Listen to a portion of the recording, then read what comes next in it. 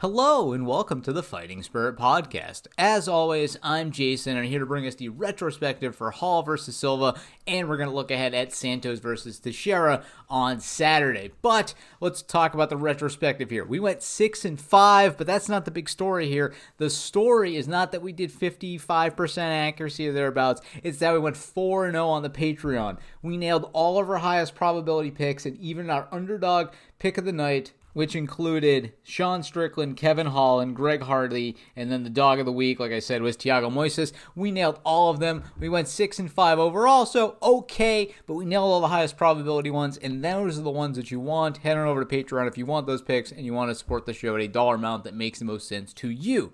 All right, though, let's get into it. Here's the show.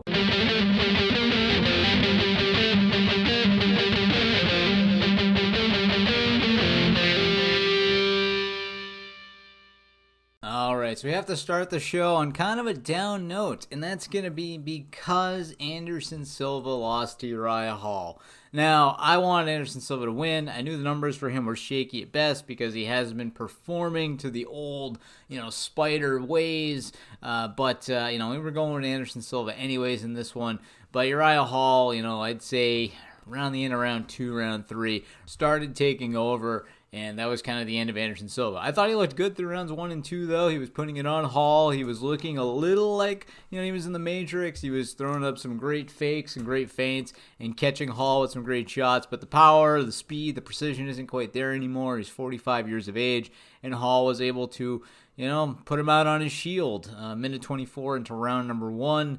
I don't know what will happen from here as far as Silva and Hall are concerned. Dana White was not pleased with either's performance, honestly. Now, for Silva, it's not that big of a deal. He can go to Bellator, or he can go to some other organizations and continue to fight. In fact, I think he honestly will, if I must be honest.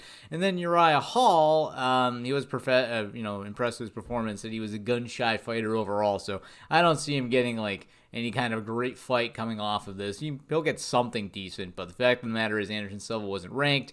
He was 10th ranked, and I don't see Hall being moved up the ladder because of this victory. It's just kind of a one-off deal, and so I don't know what's next for Hall. We'll see, but either way, it was sad to see Silva go out on his shield, but that guy wouldn't have it any other way, and you have to respect that. So we got the fight wrong, and just want to thank Anderson Silva for his legendary career. It was a pleasure to watch you fight the entire way. Moving on to the co-main, though, one we did get correct. So we got Bryce Mitchell over Andre Fili. In this one here, its story is really the takedowns here. Mitchell was not able to really control Fili, but he was able to get him to the mat at will. 7 takedowns over the 3 rounds. 46 strikes, 27 landed overall. And so, on the feet, Fili did, I think, have a little bit better on Mitchell, but Fili was not able to keep it standing, and so Mitchell, made some good submission attempts. He was able to, advance position very easily, getting him out many times, take the back once or twice. Nothing really came of it. There were a couple of, I think, close moments where maybe he could have picked up submission, but for the most part, it basically was just a dominant grappling performance out of Bryce Mitchell, and I'm looking to see more out of this guy. Fili's got chops. He's a vet for sure, and I think it's time to give Mitchell a guy in the top 15, so we'll see what's next for him, but I am looking forward to seeing what Thug Nasty and his camo shorts can do moving forward. And the next one we did get correct as well. Greg Hardy defeats Maurice Green. This was obviously one of our picks on the Patreon. I thought Hardy's tenacity would be able to, take out Green, really put it on him. That's pretty much what we saw. We have the 1 knockdown, the 46 strikes to 17, the 1 takedown. I thought Hardy just looked better than Green all day, and I think it is finally time to get Hardy a real opponent, somebody in the top 15, because he is looking pretty decent. I don't know if the gas tank will be there. Supposedly, he weighed like 285 pounds walking into the octagon, had a hard time making 265-pound weight limit, so we'll see what happens for the guy, as he fights tougher and tougher competition, but as long as he can, put guys out early in the second and through the first, I think he'll be okay. But remains to be seen what will happen with Hardy. He does have a Sugar Rashad Evans in his corner now, though, being his mentor. So that is a good guy to have, former light heavyweight champion in him, in Rashad. So we'll see what happens with Hardy. I'm looking forward to good things out of him. In the next one, Kevin Holland defeats Charles Ontiveros. So kind of a sad one here. I think Ontiveros, let me look it up before we talk about his injury here. All right, so it looked like the slam had caused a pop in his neck, but he ends up being 100% okay. At least that's the story right now I'm reading. across the wider internet here is that he will be fine. He might have had, maybe just a muscle or tendon, something. Wasn't as serious as it seemed. He did verbally tap to Holland after the slam, but Holland looked really dominant. I mean, granted, he is going to against a guy that is making his UFC debut, but the guy did have phenomenal striking, so I'd like to see Charles get back in there eventually. I don't know what this injury is going to have him, if he's 100% okay, and it was just sort of a fear of the worst thing happening. I hope he can bounce back quickly. But I saw this Kevin Holland fight going like this all day. It's time for Holland to get real competition, and he's looking to fight again, which would be his 5th time in the year 2020. So this guy is moving onwards and upwards quickly, and he is going to be a shooting rocket of a man up the rankings if I had to predict things. So we'll see more out of Kevin Holland soon. I am liking the way he looks. Also, he did get performance of the night money along with Alex Hernandez, Adrian Yanez, and Miles Johns. Moving on to the next one, though, our dog of the night, Thiago Moises defeats Bobby Green. Really, really tough fight here. So, the numbers on this sheet do not speak to the way the fight played out. It is 42 strikes to 85 by Green, 2 takedowns apiece, and the 1 submission attempt by Moises. Now, the 1 submission attempt by Moises I thought was good, had a shot at ending the fight. However, Moises didn't land many great shots. Bobby Green was touching him 2-1. It's just that all the power, all the damage, big cut. Bobby Green looked like he was in a car accident. Moises was unfazed. And I think the judges got this one correct. Moises did more damage.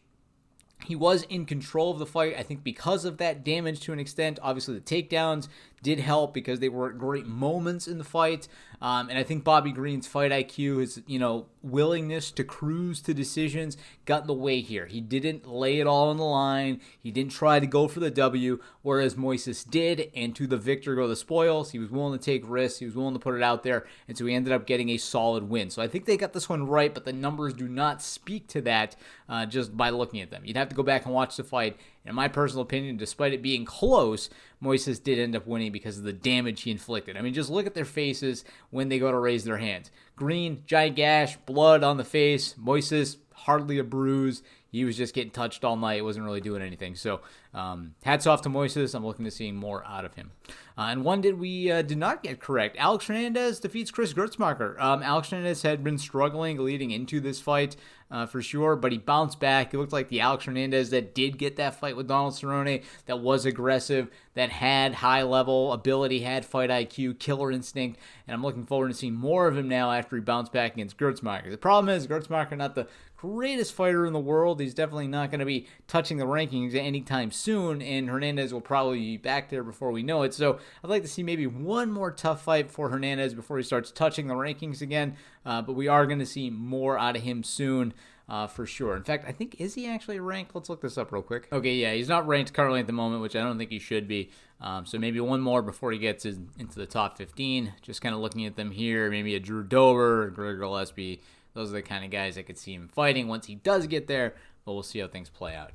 Anyways, we got that one incorrect. The next one, though, we did get correct. Adrian Yanez in his debut does defeat Victor Rodriguez, and solid fight. Actually, this was a debut fight, but let's see. Okay, Yanez did actually have one previous fight in the sorry, Dana White Contender Series, so it was his UFC debut as well. Either way, though, we did get the fight correct. He knocked him out 2 minutes 46 seconds. Spectacular head kick knockout. Yanez looked like the real deal out there, like killer instinct, like what we look for. The one knockdown, 17 strikes. He made Victor, just not look like a fully well-rounded mixed martial artist. He has the grappling, but he was not able to stand with an elite striker, at least at this level. And so Yanez made him pay for that. So solid win by him.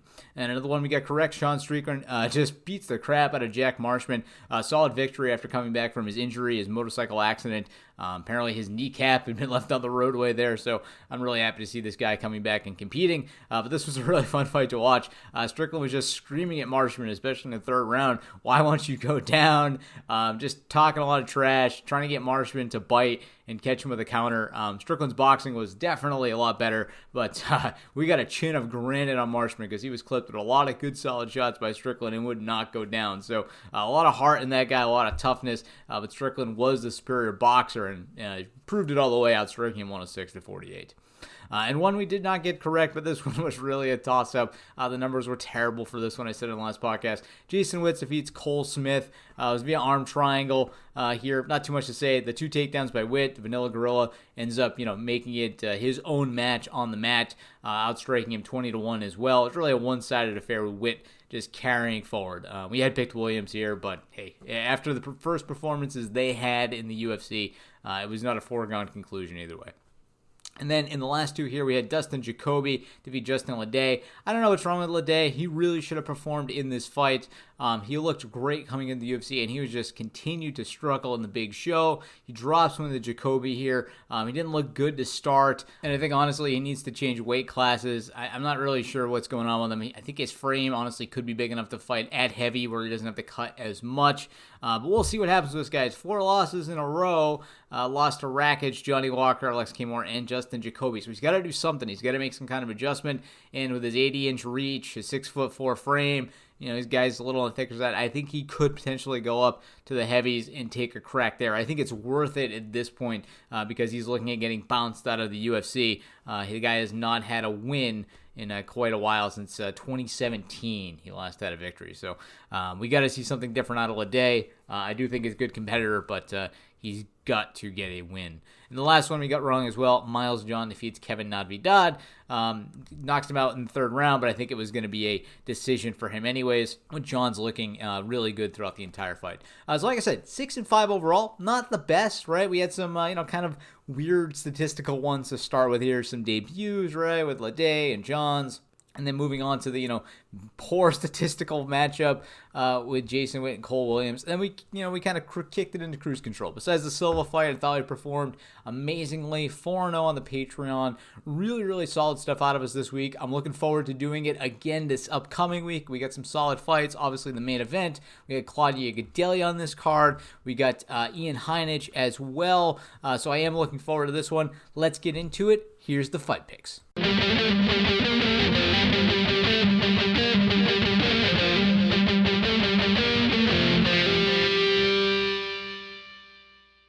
All right, so we're going to kick things off with the main event, which is going to be Thiago Marreta Santos taking on Glover Teixeira. And in this one here, I know Santos almost beat Jones, but it's hard to overlook the fact that Glover Teixeira, and I've overlooked him on the stats, right? This guy is doing phenomenally right now, and that's who I'm going to pick. He's on a 4-fight winning streak. He's beaten Carl Roberson, Ion Kudaleba, Nikita Krylov, and Anthony Smith. All fights that he probably should have lost, right? I mean, this guy is 41 years old at this point. He has no right to be in there fighting for the title by his age, alone. I'm not saying anything bad about Teixeira. I'm just saying he should be past the hill. John Jones beat this guy how many years ago? Half a decade ago? Teixeira should be out the pasture by now, but he isn't. He's on a 4-fight win streak, beating some of the best. Anthony Smith recently fought for a title a few years back. I mean, granted, he's on a slide now, but I mean, here's a guy who's making it look easy in the octagon. And then for Santos, yes, he is coming back for his first fight since his Jones loss, but I think there's a little bit of a question in there about how good he's going to be coming back from his injuries. Now, ring rust is possible. Glover Teixeira has obviously the fight IQ to expose a guy that might not be fully healed, fully there. We'll see how things play out. Bear in mind for Santos, though, before he lost to Jones, he knocked out Blachowicz, Jimmy Manawa, Eric Anders, and then picked up a unanimous decision over Kevin Holland back in 2018. So he was on a 4-fight winning streak coming into this contest. It's just, I don't want to overlook Glover here. The stats are showing that he's going to get it done, and I'm going to go with the former 205 champion. I think he gets it done. I think there's a potential title shot in it for him at 41, 42 years of age. Hey, hats off to the guy. I hope he does it. We're picking Teixeira in this one.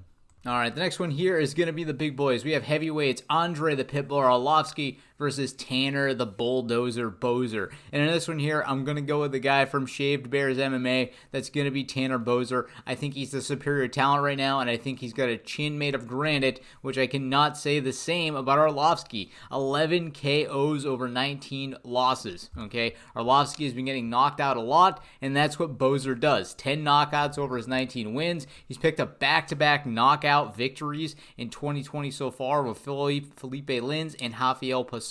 Now, with that being said, Felipe Lins was also beat by Arlovsky, and Arlovsky, has had some moments where he's looked okay recently. His fight with Ben Rothwell, but he was knocked out by Rosenstruck, and honestly, Arlovsky, unlike Teixeira, is now actually over the hill at 41 years of age. I do not see him performing and beating a guy like Bozer right now. I think Bozer is young, hungry, and expects to go in there and knock out Arlovsky, who does leave his chin hanging out there.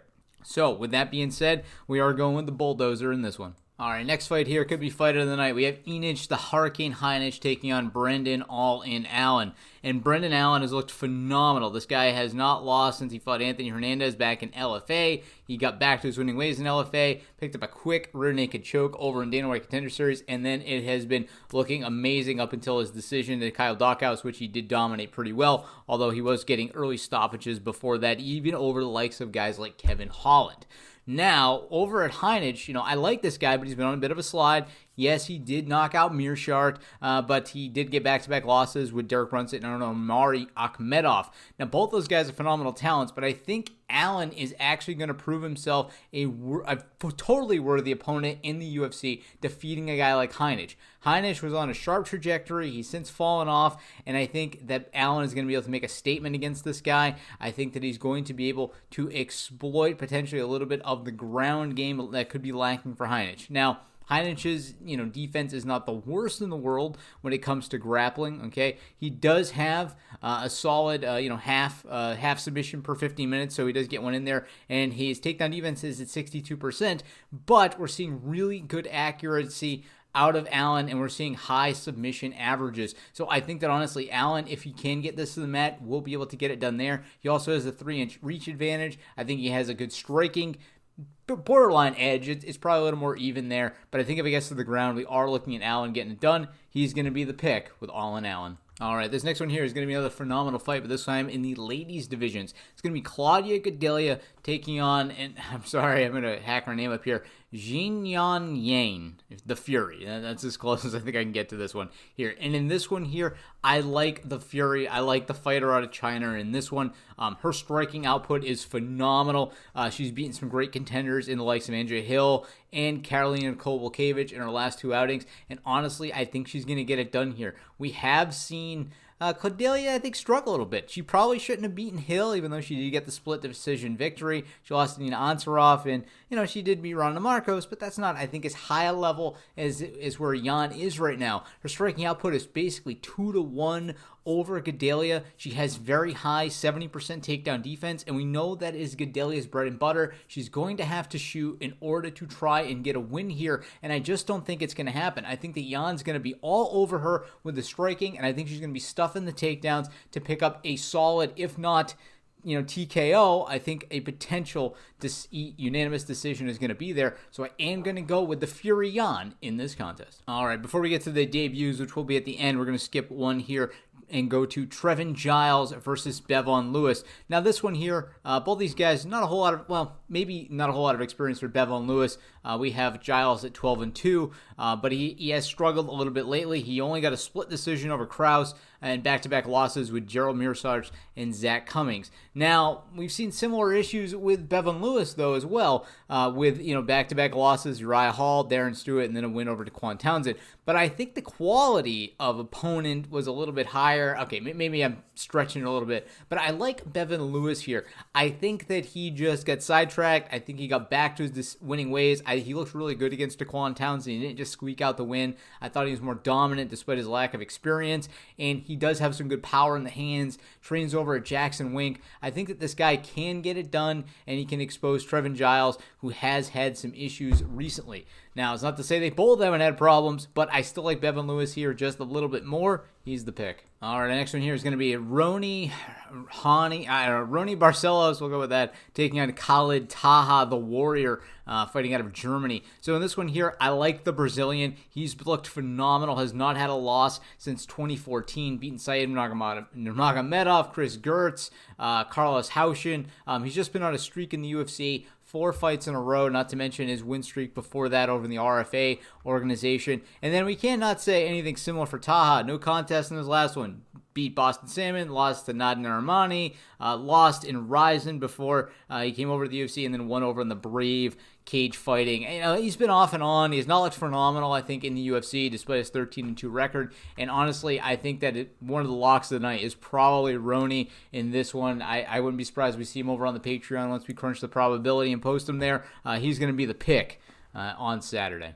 All right, this next one here, we're going to have a veteran in Darren the Damage Elkins take on Luis Eduardo Garagorri. And in this one here, Garagorri did slip up in his last outing against Ricardo Ramos, but I'm going to like him here better than Darren Elkins, who's been on a 4-fight slide. Lost to Volkanovski, lost to Ricardo Lamas, lost to Ryan Hall, and lost to Nate Landwehr. Now, some of those guys are phenomenal. Lamas, Hall, Volkanovski's champion. So, he's lost to some of the best, but it's hard to break those streaks, and I think Luis Garagorri is going to be able to get it done. Granted, he did have his confidence rocking the last one. He was submitted pretty quickly, but we know Darren Elkins doesn't have the highest submission rate, so I don't expect this thing to go to the mat. I think it's just going to be, a grinding experience out of Elkins, and if he can hang with the guy who does become a bit of a brawler at times, he can definitely get it done here. But I think that Eduardo has the toughness. He has enough of the experience at 13-1 to deal with a guy like Elkins, and I think he is going to get it done. I think it was just a fluke that he lost to Ramos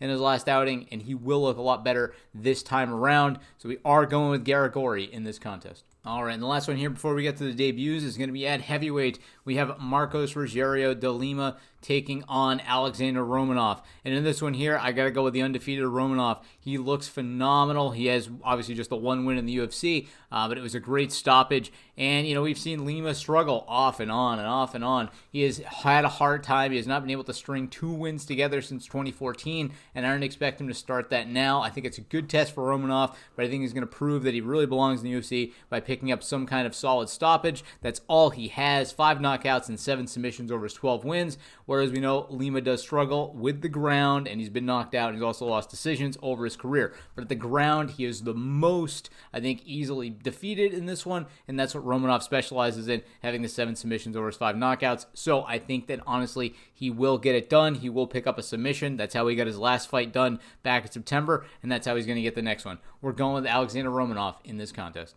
All right, we have 2 fights here that are going to be debuts. We also have one that is probably canceled. So Gustavo Lopez was supposed to take on, I'm not even sure now, but his opponent did test positive for COVID. So that one's basically off, and then we have 2 others. So we have Giga Chikadze taking on James Krause-Simmons. And this one, I think this is a lopsided matchup. I think Giga gets it done here. He's looked so phenomenal in the UFC so far. He's taking on a debuter that I think is just not going to be up to the task. We don't know a whole lot about Krause-Simmons, but I do not think he's going to be up to hang with a guy like Chikadze, who is such a murderer out there, at least at the level he's fighting at right now. And then the other one, we have Max Griffin and Ramaz Brahimaj. And in this one here, I like Brahimaj coming in, 8 submissions over his 8 wins. He does train also at Fortis. I think he has the ability to get it done here. Now, with that being said, Max Griffin has never been submitted, and, so it's hard to say. He's mostly a decision machine. He has not had a stoppage victory since 2016. So if the killer, the killer instinct is there for Brahimaj and he can get it to the ground, I think he can get it done. Max Griffin lost to Alex Oliveira, lost to Alex Morono, lost to Thiago Alves, lost to Curtis Millender. He only is 1-4 over his last 5, dating back to 2018, and I just don't see him getting it done here. And even his win over Zalem was a majority decision, so somebody thought that he drawed with him. I don't think that Max Griffin's fighting to his fullest potential. Maybe he's a murderer in the gym, but I don't think he's get it done once they close the cage door, and so I'm going Ramiz in this one. All right, let's go over them one more time. We have Teixeira, Bozer, Barcelos, Allen, Jin Yang, The Fury, Lewis, Romanov, Garagorri, Brahimaj, Chikadze to round things out. Okay, so if you'd like to get in touch with the Fighting Spirit Podcast, please reach out at fightingspiritpodcast@gmail.com. It's also on Twitter at MMAFightPick01. And of course, there is the Patreon, which we mentioned last time, which did go 4-0 last week. So head on over there if you want the highest probability picks that I am selecting for the week. So, like I keep saying every week now, we're just coming fast and furious. There's no weeks off here coming up. So the UFC, Dana White is really throwing a lot of good stuff at us. We have Santos Teixeira this week. We're going to have Makhachev Dos Anjos headlining next week. That card's still coming together, but that's a solid one. I was looking forward to that one back at UFC 254, so it'd be nice to see it this coming week. Then we have Figueiredo Perez, UFC 255. That's really a diehards card with the ladies flyweight and men's flyweight division titles on the line. So the problem with the ladies flyweight is that Valentina is just so dominant. I don't even know if Jennifer Maia totally deserves a title shot, but she's getting it. And then Devinson Figueiredo, Alice Perez. I think the whole story there was really Benavides getting the title finally, and the UFC, I think, neglected Figueiredo a little bit. I think he'll make a statement. He's a really great fighter. He is fun to watch, but it's a tough sell for your casual fan. The flyweight division, while exciting, I think is not the greatest seller of tickets or pay-per-views at this point. So we'll see how that one goes. I'd like to see deeper, more depth on the rest of the card too. I think when you have these two title fights on here like this, I think you really got to give us a really, really solid contender matchup, and I don't really see that on here, and I think that's part of the problem in UFC 255, but hey, we'll see how things play out there. It could be exciting. It could be the card of the year for all we know. And then we're also going to have one on November 28th. That does not have a main event yet. We are just going to be, getting into the end of the year here. It's looking phenomenal, and I'll be here to bring you all the best fight picks. So until I speak with you again next time, happy fight picking.